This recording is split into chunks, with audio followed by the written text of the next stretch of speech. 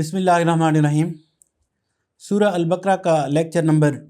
58 आपके साथ शेयर करेंगे, जो कि आयत नंबर 193 ता 196 पर मुश्तमिल होगा। यह आयत मुबारका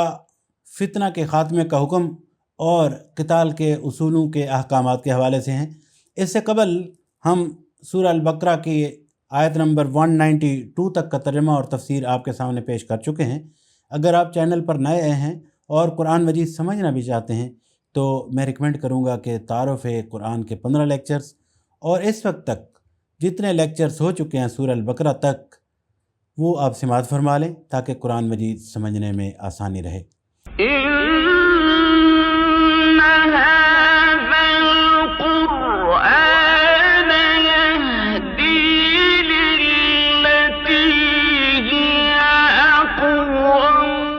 अब आइए आयत नंबर 193 की तरफ चलते हैं। बिस्मिल्लाहिर्रहमानिर्रहीम। वक़ातिलूहुम हत्ता ला तकून फितनतुन व यकून अद्दीनु लिल्लाह फ़इन इंतहौ फ़ला उद्वान इल्ला अला ज़ालिमीन। तर्जुमा: तुम उनसे लड़ते रहो यहाँ तक कि फ़ितना बाकी न रहे और दीन अल्लाह के लिए हो जाए, फिर अगर वो बाज आ जाएं तो समझ लो कि ज़ालिमों के सिवा और किसी पर दस्तराजी रवा नहीं। आयत के अल्फाज वक़ातिलूहुम हत्ता ला तकून फितनतुन व यकून अद्दीनु लिल्लाह, तुम उनसे लड़ते रहो यहाँ तक कि फ़ितना बाकी न रहे और दीन अल्लाह के लिए हो जाए। आयत के इस हिस्से में फ़ितना का लफ्ज़ इस्तेमाल हुआ है। सियाक़ व सबाक़ पर गौर करने से मालूम हो जाता है कि यहाँ फ़ितना का लफ्ज़ ऊपर के मानी से ज़रा मुख्तलिफ है। इस मकाम पर फ़ितने से मुराद वो हालत और कैफियत है जिसमें दीन अल्लाह की बजाय किसी और के लिए हो, और लड़ाई का मकसद ये हो कि ऐसा फ़ितना ख़त्म हो जाए और दीन सिर्फ़ अल्लाह के लिए हो। फिर जब हम लफ्ज़ दीन की ताक़ीद करते हैं तो मालूम होता है कि अरबी ज़बान में दीन के मानी इताअत के हैं, और इस्तिलाहन इससे मुराद वो निज़ाम ज़िंदगी है जो किसी को बालातर मानकर इसके अहकाम और क़वानीन की पैरवी में इख्तियार किया जाए। बस दीन की इस तशरीह से ये बात ख़ुद ब खुद वाज़ेह हो जाती है कि सोसाइटी की वो हालत जिसमें बंदों पर बंदों की खुदाई और फरमा रवाई कायम हो और जिसमें अल्लाह के कानून के मुताबिक ज़िंदगी बसर करना मुमकिन न रहे, फ़ितने की हालत है। और इस्लामी जंग का मकसद ये हो कि इस फ़ितने की जगह ऐसी हालत कायम हो जिसमें बंदे सिर्फ़ कानून इलाही के मुती बन कर रहें। आयत के अल्फाज फ़इन इंतहौ फ़ला उद्वान इल्ला अला ज़ालिमीन, फिर अगर वो बाज आ जाएं तो समझ लो कि ज़ालिमों के सिवा और किसी पर दस्तराजी रवा नहीं। यहाँ पर बाज आ जाने से मुराद काफरों का अपने कुफ्र और शिर्क से बाज आ जाना नहीं, बल्कि फ़ितने से बाज आ जाना है। काफिर मुशरिक दहरिए हर एक को इख्तियार है कि अपना जो अक़ीदा रखता है रखे और जिसकी चाहे इबादत करे या किसी की न करे। इस गुमराही से उसको निकालने के लिए हम इसे फरमाइश और नसीहत करेंगे और इससे लड़ेंगे नहीं, लेकिन इसे ये हक़ हरगिज़ नहीं है कि अल्लाह की ज़मीन पर अल्लाह के कानून की बजाय अपने बातिल क़वानीन जारी करे और अल्लाह के बंदों को अल्लाह के अलावा किसी का बंदा बनाए। इस फ़ितने को दफ़ा करने के लिए हस्ब मौका और हस्ब इम्कान तबलीग और शमशीर दोनों से काम लिया जाएगा, और मोमिन इस वक्त तक चैन से न बैठेगा जब तक कुफ़ार अपने इस फ़ितने से बाज ना आ जाएं। और ये जो फरमाया गया है कि अगर वो बाज आ जाएं तो ज़ालिमों के सिवा किसी पर दस्तराजी रवा नहीं, इससे ये इशारा निकलता है कि जब निज़ाम में बातिल की जगह निज़ाम हक़ कायम हो जाए तो आम लोगों को तो माफ़ कर दिया जाएगा, लेकिन ऐसे लोगों को सज़ा देने में अहले हक़ बिल्कुल हक़ बजानिब होंगे जिन्होंने अपने दौर इक़्तिदार में निज़ाम हक़ का रास्ता रोकने के लिए जुल्म और सितम की हद कर दी हो। अगरचे इस मामले में भी मोमिनीन सालिहीन को ज़ेब यही देता है कि अफ़्व दरगुदर से काम लें और फ़तेहयाब होकर ज़ालिमों से इंतकाम न लें, मगर जिनके जराइम की फ़हरिस्त बहुत ही ज़्यादा स्याह हो उनको सज़ा देना बिल्कुल जायज़ है। और इसी इजाज़त से ख़ुद नबी सल्लल्लाहु अलैहि वसल्लम ने फ़ायदा उठाया है, जिससे बढ़कर अफ़्व दरगुज़र किसी के शायान शान न था। चुनाचे जंग बदर के कैदियों में से उक़बा बिन अबी मुईत और नज़र बिन हारिस का कत्ल اور فتح مکہ کے بعد آپ صلی اللہ علیہ وسلم کا 17 آدمیوں کو عام معافی دینے سے مستثنا فرمانا اور پھر ان میں سے 4 کو سزائے موت دینا اسی اجازت پر مبنی تھا جو کہ اس آیت میں دی گئی ہے۔ نیکسٹ آیت نمبر 194 ہے، الشہر الحرام بالشہر الحرام والحرمات قصاص فمن اعتدى علیکم فاعتدوا علیہ بمثل ما اعتدى علیکم واتقوا اللہ واعلموا ان اللہ مع المتقین۔ ترجمہ، ماہ حرام کا بدلہ ماہ حرام ہی ہے اور تمام حرمتوں کا لحاظ برابری کے ساتھ ہوگا، لہذا تم پر دست درازی جو کرے تم بھی اس پر اسی طرح دست درازی کرو، البتہ اللہ سے ڈرتے رہو اور یہ جان رکھو کہ اللہ انہی لوگوں کے ساتھ ہے جو اس کی حدود توڑنے سے پرہیز کرتے ہیں۔ آیت کے الفاظ الشہر الحرام بالشہر الحرام والحرمات قصاص، ماہ حرام کا بدلہ ماہ حرام ہی ہے اور تمام حرمتوں کا لحاظ برابری کے ساتھ ہوگا۔ آیت کے اس حصے کے پس منظر کو جان لیتے ہیں۔ اہل عرب میں حضرت ابراہیم علیہ السلام کے وقت سے یہ قاعدہ چلا آ رہا تھا کہ ذی القعدہ، ذی الحجہ اور محرم کے 3 مہینے حج کے لیے مختص تھے اور رجب کا مہینہ عمرے کے لیے خاص کیا گیا تھا۔ ان 4 مہینوں میں جنگ اور قتل و غارت گری بالکل ممنوع تھی تاکہ زائرین کعبہ امن و امان کے ساتھ اللہ کے گھر تک جائیں اور اپنے گھروں کو واپس ہو سکیں۔ اسی بنا پر ان مہینوں کو حرام مہینے کہا جاتا ہے، یعنی حرمت والے مہینے۔ آیت کا منشا یہ ہے کہ ماہ حرام کی حرمت کا لحاظ کفار کریں تو مسلمان بھی کریں، اور اگر کفار ان مہینوں کی حرمت کو نظر انداز کر کے کسی حرام مہینے میں مسلمانوں پر دست درازی کر گزریں تو پھر مسلمان بھی ماہ حرام میں بدلہ لینے کے مجاز ہیں۔ اسی اجازت کی ضرورت خاص طور پر اس وجہ سے درپیش ہوئی کہ اہل عرب نے جنگ و جدل اور لوٹ مار کی خاطر نسی کا قاعدہ بنا رکھا تھا، جس کی روح سے وہ اگر کسی سے انتقام لینے یا غارت گری کرنے کے لیے جنگ چھیڑنا چاہتے تھے تو کسی حرام مہینے میں اس پر چھاپہ مار دیتے تھے اور پھر اس مہینے کی جگہ کسی دوسرے حلال مہینے کو حرام کر کے گویا اس حرمت کا بدلہ پورا کر دیتے تھے۔ اس بنا پر مسلمانوں کے سامنے یہ سوال پیدا ہوا کہ اگر کفار اپنے نسی کے ہیلے کو کام میں لا کر کسی حرام مہینے میں جنگی کارروائی کر بیٹھیں تو اس صورت میں کیا کیا جائے؟ اسی سوال کا جواب اس آیت میں دیا گیا ہے کہ اگر کفار ان مہینوں کی حرمت کو نظر انداز کر کے کسی حرام مہینے میں مسلمانوں پر دست درازی کر گزریں تو پھر مسلمان بھی ماہ حرام میں بدلہ لینے کے مجاز ہیں۔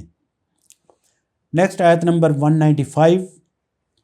وَأَنفِقُوا فِي سَبِيلِ اللَّهِ وَلَا تُلْقُوا بِأَيْدِيكُمْ إِلَى التَّهْلُكَةِ وَأَحْسِنُوا إِنَّ اللَّهَ يُحِبُّ الْمُحْسِنِينَ۔ اللہ کی راہ میں خرچ کرو اور اپنے ہاتھوں اپنے آپ کو ہلاکت میں نہ ڈالو، احسان کا طریقہ اختیار کرو کہ اللہ محسنوں کو پسند کرتا ہے۔ آیت کے الفاظ وَأَنفِقُوا فِي سَبِيلِ اللَّهِ وَلَا تُلْقُوا بِأَيْدِيكُمْ إِلَى التَّهْلُكَةِ، اللہ کی راہ میں خرچ کرو اور اپنے ہاتھوں اپنے آپ کو ہلاکت میں نہ ڈالو۔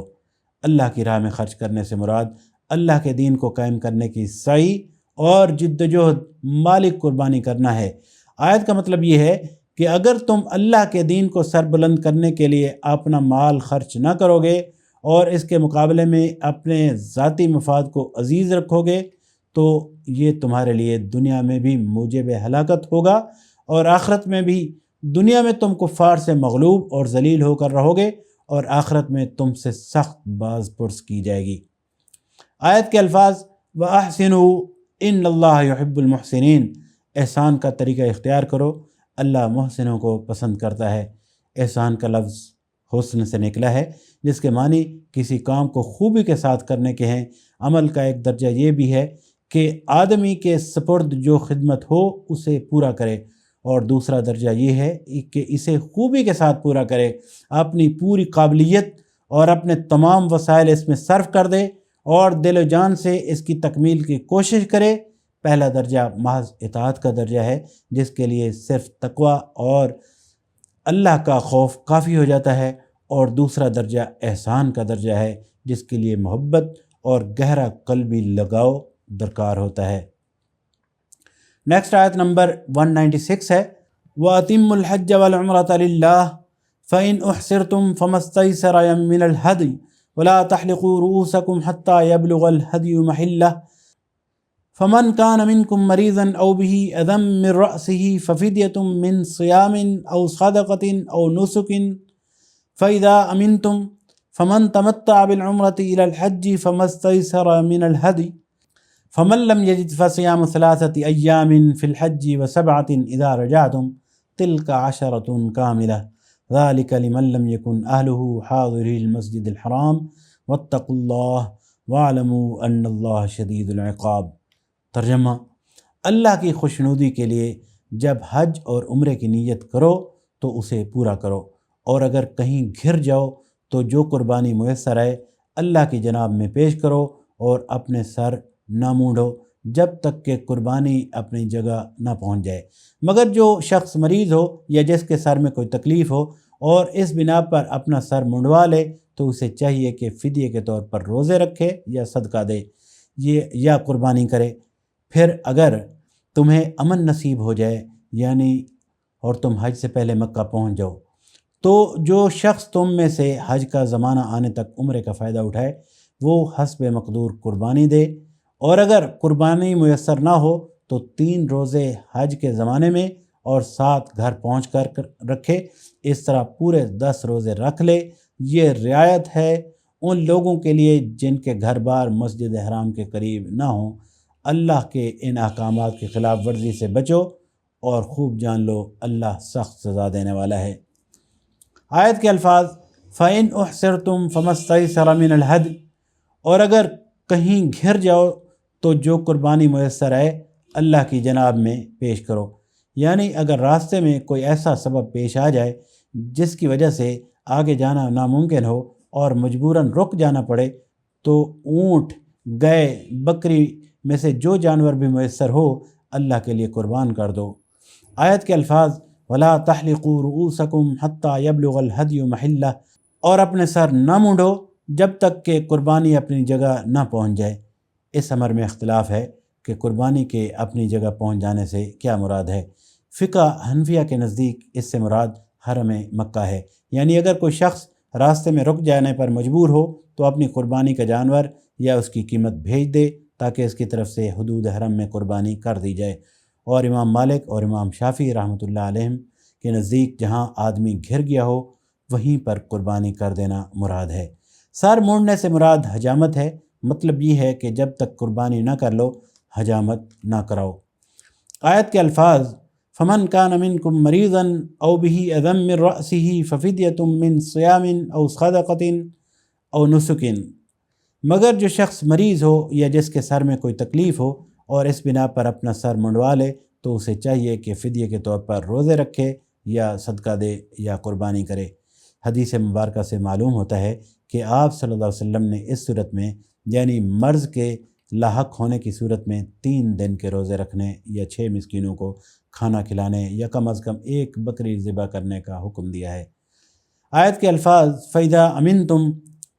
پھر اگر تمہیں امن نصیب ہو جائے، یعنی تم حج سے پہلے مکہ پہنچ جاؤ، یعنی وہ سبب دور ہو جائے جس کی وجہ سے مجبوراً تمہیں راستے میں رک جانا پڑا تھا۔ یہ اس وقت کی بات ہے جب آپ صلی اللہ علیہ وسلم کے زمانے میں حج کا راستہ بند ہونے